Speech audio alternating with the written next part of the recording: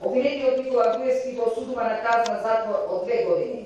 Согласно член 105 став 1 од ЗКП се задолжуваат обвинетите Ѓоко Поповски и Никола Груевски да ги надоместат трошоците на кривичната постапка во вкупен износ од 325.584 денари. Од максимални 3 години затвор поранешниот премиер Никола Груевски доби 2 години затворска казна за случајот Тенк. Судиката Добрила Кацарска ја напиша првата пресуда против Груевски, но ја читаше во негово отсуство. Со лисици на рацете од притвор беше донесен поранешниот помошник министер за јавни набавки во МВР Ѓоко Поповски.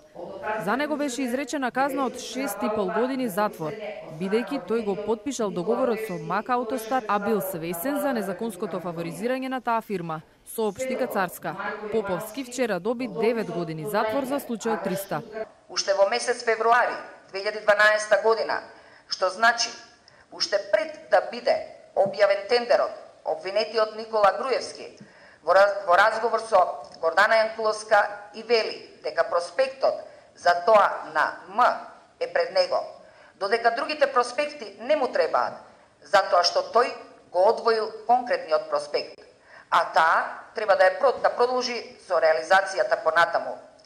При тоа истиот оди дотаму, што бара во возилото да има и екрани кога се возел со малите, а воедно тој вели дека ги видел сите 3, секако мислејќи на проспектите, пошто овој го одвоил, тој да го тера и ќе види таму што треба.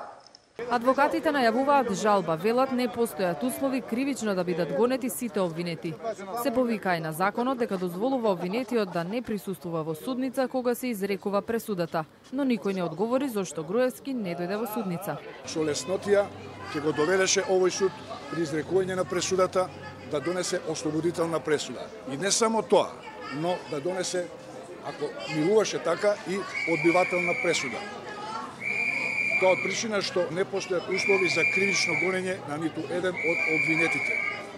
Сигурно сме незадоволни и ќе вложиме сериозна жалба. Пред судот граѓани со скандирање на името Никола Груевски му даваа поддршка, изразија револт од одлуката. Ангели Илиевски, познат како Батегеле, во протестната еуфорија заврши во брза помош.